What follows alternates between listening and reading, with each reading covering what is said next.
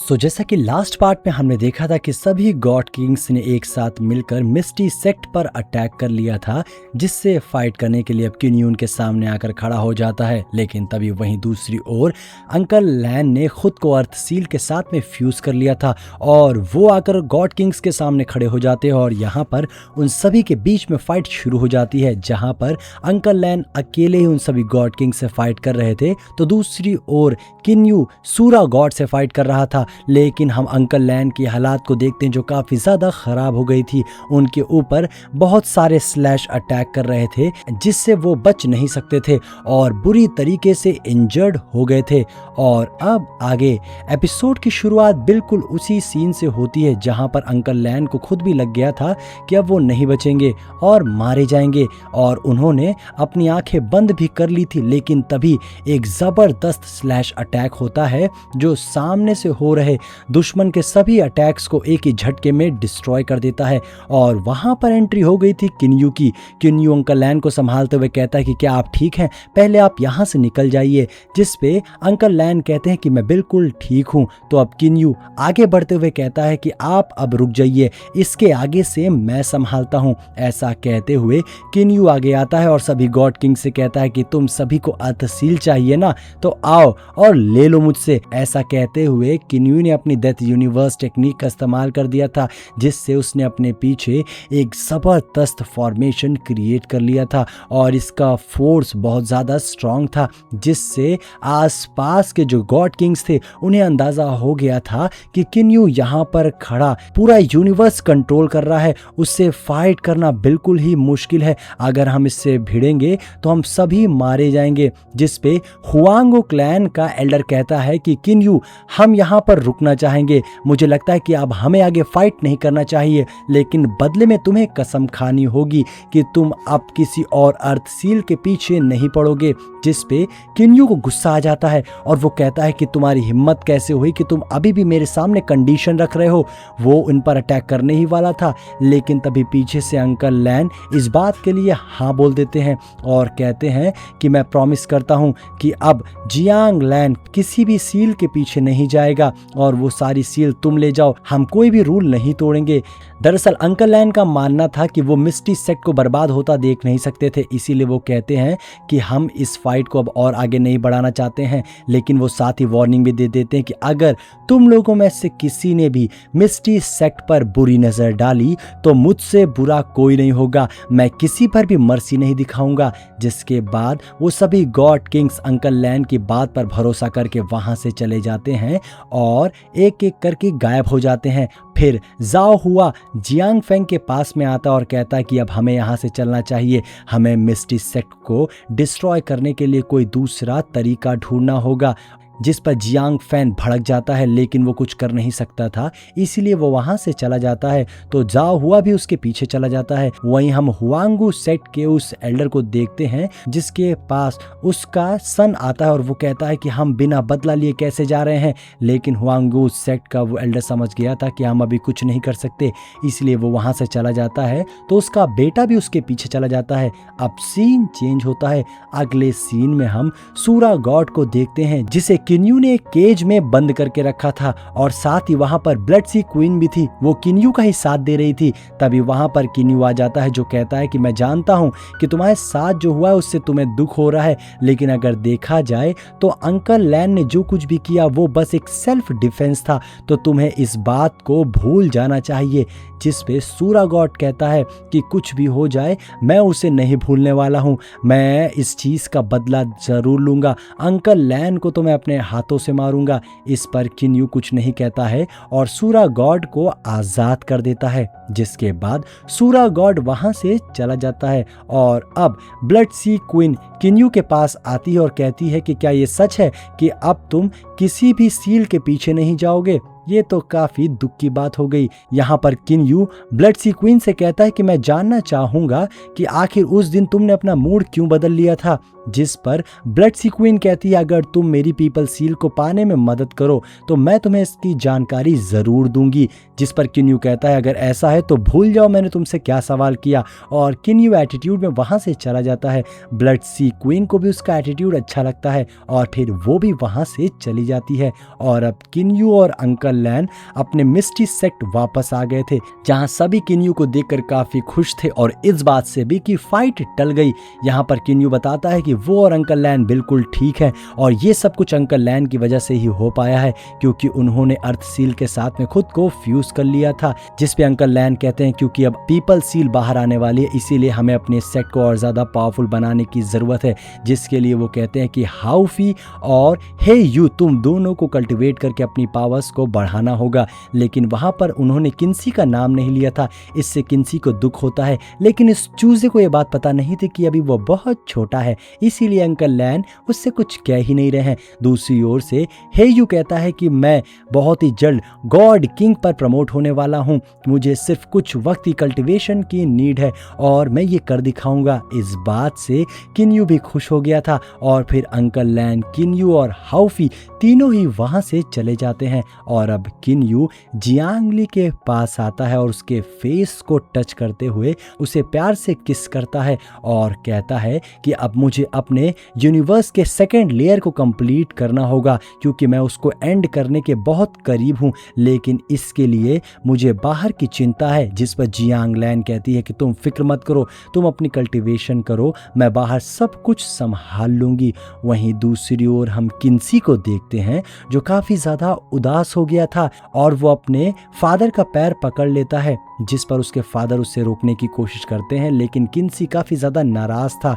Kinsey का दुख ये था कि वो पावरफुल नहीं है, उसे बहुत ज्यादा कमजोर महसूस हो रहा था। उसे लगता है कि उसके फादर और अंकल लैन उसके लिए फाइट कर रहे हैं, लेकिन वो किसी काम का नहीं है, वो उनकी मदद नहीं कर सकता। हालांकि इस नींबू को ये बात पता नहीं थी कि अगर ये मदद करने गया तो कोई इसको निचोड़ देगा, लेकिन फिर भी वो चाहता था कि वो अपने फादर की मदद करे। उसके फादर उससे कहते कि तुम फिक्र मत करो, मैं तुम्हारी हमेशा रक्षा करूंगा। इस बात से गुस्सा होकर किन्सी वहां से भाग जाता है, जिस पर किन्यू को भी दुख हो रहा था कि किन्सी की कल्टीवेशन सच में बहुत ही ऑर्डिनरी है, उसे इसके लिए कुछ तो करना होगा। और अब सीन चेंज होता है और हम किन्यू को उसके दूसरे यूनिवर्स में देखते हैं, जहां पर किन्यू कल्टीवेशन कर रहा था और कल्टीवेशन करते हुए वो अपने यूनिवर्स के सेकेंड लेयर को कंप्लीट कर रहा था। यहां पर हम किन्यू की आंखों के अंदर पूरे यूनिवर्स को देखते हैं। किन्यू उस पूरे यूनिवर्स का कण कण अपने हाथों से बना रहा था। ये सीन दिखने में काफ़ी सुंदर था। हमें वहाँ पर अलग अलग प्लैनेट्स और अलग अलग एनर्जीज देखने को मिलती है, जिसे कंबाइन करते हुए किन्यू एक न्यू यूनिवर्स बना रहा था। किन्यू ने यहाँ पर 3 फंडामेंटल एसेंस टेक्निक का यूज़ करके सभी को आपस में मर्ज कर दिया था, जिससे वो एक नई लाइफ क्रिएट करने जा रहा था। और इसमें हमें बहुत सारी अच्छी चीज़ें देखने को मिलती है। किन्यू ने इसमें अलग अलग प्लैनेट्स बना दिए थे, जिसके साथ ही उसे अपने फ्रेंड्स की याद आती है कि वो बिल्कुल वैसा ही दिख रहा था जैसा उसने नया यूनिवर्स बनाया था। और वहीं दूसरी ओर हम हेयू को देखते हैं जो अपनी कल्टीवेशन कर रहा था और वो भी अपने law of time mysterious power को गेन करने के काफ़ी ज़्यादा करीब था। यहाँ पर हमें एक वॉइस सुनाई देती है जो कहती है कि लॉ ऑफ टाइम कमाल की चीज़ है, क्योंकि अगर ये चले और इवोल्यूशन होना हो तो पलक झपकते हो जाएगा, लेकिन अगर एक बार ये पॉज हो जाए तो सालों गुजर जाते हैं और पता भी नहीं चलता कि कितना वक्त निकला है। वहीं अब धीमे धीमे हम देखते हैं कि किन्यू अपनी कल्टीवेशन में आगे बढ़ रहा था तो हेयू अपनी कल्टीवेशन में, वहीं किन्यू ने अपने यूनिवर्स के एक न्यू रियल्म को एक्टिवेट कर लिया था और हमें वहाँ काफ़ी सारे प्लैनेट्स देखने को मिलते हैं जिसका एनर्जी सोर्स सिर्फ एक था जो कि किन्यू के पास में था। जिसके बाद अब किन्यू लाइफ क्रिएट करना शुरू कर देता है और सबसे पहले वो 2 लाइफ क्रिएट करता है। वो दोनों लाइफ एक दूसरे को चेस कर रही थी। ये सीन बहुत सुंदर था। ये किन्यू का बनाया हुआ अपना यूनिवर्स था जिसे देखकर किन्यू भी काफ़ी ज़्यादा एक्साइटेड था। और वहीं हमें कुछ सील्स देखने को मिलती है जिसकी पावर ज़बरदस्त थी। अब सीन चेंज होता है और अगले सीन में हम देखते हैं कि हेयू ने अपनी कल्टीवेशन कंप्लीट करके लॉ ऑफ टाइम को फ्यूज़ कर लिया था, जिसे देखकर किन्यू भी काफ़ी खुश था। और तभी वहाँ का माहौल चेंज हो जाता है और उन्हें समझ में आता है कि किसी और ने भी गॉड किंग के लेवल को ब्रेक थ्रू कर लिया है, यानी कि एक नया गॉड किंग पैदा हुआ है। लेकिन ये गॉड किंग है कौन, कौन। तो किन्यू अपनी डिवाइन आइज की मदद से देखने की कोशिश करता है तो उसे दिखाई देता है कि थंडर पनिशमेंट सिटी में एक नया गॉड किंग पैदा हुआ है जो कि था जाओ हुआ का सन। हम देखते हैं कि वो कल्टीवेशन कर रहा था और उसके अंदर से जबरदस्त लाइटनिंग बाहर निकल रही थी जो कि डिस्ट्रक्टिव एनर्जी थी और इस बंदे का नाम था जाओ शुआ। तभी उसका फादर जाओ हुआ वहां पर आ जाता है जो अपने बेटे को देखकर काफी ज्यादा खुश हो जाता है कि उसने गॉड किंग के लेवल पर ब्रेक थ्रो कर लिया है। जिसपे जाओ शुआ कहता है कि आप अकेले क्यों आए हो, सेकेंड ब्रदर और थर्ड ब्रदर और मेरे कजन्स कहाँ हैं। यहाँ पर जाओ हुआ थोड़ा सा उदास हो जाता है और वो कहता है कि वो सभी मारे गए, किन्यू ने उन सभी को खत्म कर दिया और हम कुछ नहीं कर पाए, अब सिर्फ हम कुछ लोग ही बचे हैं। इस बात से जाओ शुआ को एक शॉक लग जाता है और वो कहता है कि ये आप क्या कह रहे हैं, ये तो इम्पॉसिबल है, जिस तरीके से सेकेंड ब्रदर और थर्ड ब्रदर की पावर्स थी ये तो हो ही नहीं सकता। जिस पे जाओ हुआ अपनी एक मेमोरी निकाल कर जाओ शुआ को देता है जिससे जाओ शुआ देख पाता है कि किस तरीके से किन्यू ने उनके लोगों को खत्म कर दिया। अब इससे उसे बहुत गुस्सा आ रही थी लेकिन जाओ हुआ बताता है कि सूरा गॉड भी किन्यू को टक्कर नहीं दे सकता, किन्यू बहुत ज्यादा पावरफुल है। लेकिन जाओ शुआ को इस बात पर बिल्कुल भी बिलीव नहीं हो रहा था और वो कहता है कि आखिर ग्रैंडफादर ने इसके खिलाफ कुछ क्यों नहीं किया और वो भागकर सीधा अपने ग्रैंडफादर के पास जाता है। अब सीन चेंज होता है और अगले सीन में हम थंडर पनिशमेंट सिटी के सबसे बड़े लीडर को देखते हैं जो कि सबसे खतरनाक गॉड किंग था जिसे हमने सीजन के फर्स्ट एपिसोड में ही देखा था। इस बंदे का नाम था जाओ ज़ैंग। जाओ ज़ैंग जाओ शुआ को कांग्रेचुलेट करता है उसके गॉड किंग बनने के लिए, लेकिन जाओ शुआ बहुत ज्यादा भड़का हुआ था और वो कहता है कि आपने इसके खिलाफ कुछ नहीं किया। वो बहुत ही ऊंची आवाज में बात कर रहा था। तभी वहां पर उसका फादर जाओ हुआ आ जाता है जो अपने बेटे को मारते हुए कहता है कि तमीज से बात करो और वो अपने बेटी की तरफ से जाओ ज़ैंग से माफी भी मांगता है कि इसने गुस्से में ये बात कह दिया, ये अभी बच्चा है। यहाँ पर जाओ ज़ैंग कहता है कि कोई बात नहीं, वो हमारे थंडर पनिशमेंट सिटी के हित में बात कर रहा है और वो दोनों उनके सामने ग्रीट करते हैं। और इस पर जाओ ज़ैंग बताता है कि थंडर पनिशमेंट सिटी में जो कुछ भी हुआ है वो सही नहीं हुआ है और अब हेवनली सॉवरेन माउंटेन में खुद जाऊंगा और वहां पर हो रहे सभी चीज़ों को अपनी तरफ से देखूंगा और जियांग फैंग के बिहाफ पर उन सभी से फाइट करूंगा। मैं किन्यू का नामो निशान मिटा दूंगा, पूरा का पूरा मिस्टी सेक्ट डिस्ट्रॉय होगा। ऐसा कहते हुए जाओ ज़ैंग ने अपनी डिमोनिक स्वॉर्ड को समन कर लिया था। यहाँ हमें देखकर समझ में आ रहा था कि जाओ ज़ैंग कितना ज़्यादा पावरफुल है और अगर वो किन्यू के खिलाफ बैटल फील्ड में उतर गया तो किन्यू के लिए बहुत बड़ी मुसीबत होने वाली है। लेकिन अब इस बात से जाओ हुआ और जाओ शुआ काफ़ी ज़्यादा खुश हो गए थे क्योंकि अब उसके ग्रैंडफादर बैटल फील्ड में उतर गए थे। अब सीन चेंज होता है। अगले सीन में हम बाकी सभी गॉड किंग्स को कल्टीवेट करता हुआ देखते हैं जहां सभी कल्टीवेशन कर रहे थे और वहीं हम जियांग फेंग को देखते हैं जिसके पास जाओ हुआ होता है। जाओ हुआ जियांग फेंग से कहता है कि तुम्हारे काफी लोग मारे गए लेकिन अफसोस कि तुम कुछ कर नहीं पाए। यहाँ पर जियांग फेंग को काफी गुस्सा आ रहा था और वो कहता है कि बस जो कुछ भी हुआ है मैं उसका बदला जरूर लूंगा, तुम मेरे जले पर नमक मत छिड़को, मैं इन सेक्रीफाइस से नहीं डरता, मैं अपना बदला लेकर ही रहूंगा। यहाँ हम देखते हैं कि जाओ हुआ उसे भड़काने की कोशिश कर रहा था। दूसरी ओर सीन चेंज होता है जहाँ किन्यू इन सभी पर नजर रखे हुआ था और वो यी फेंग और बाकी सभी से कहता है कि बैटल स्टार्ट होने वाली है, क्या आप लोगों में से कोई जाएगा पीपल सील को हासिल करने के लिए, जिसके लिए वो सभी मना कर देते हैं क्योंकि उन सभी का बिल्कुल भी इंटरेस्ट नहीं था। वहीं जुआंग लिन भी मना कर देती है ये कहते हुए कि उसे तो अभी अपने डिमोनिक कल्टीवेशन पे ही काम करना है और वो बिल्कुल भी इंटरेस्टेड नहीं है उस पीपल सी को पाने के लिए, उसे अपने डेथ डोमेन को और ज़्यादा स्ट्रॉन्ग बनाना है।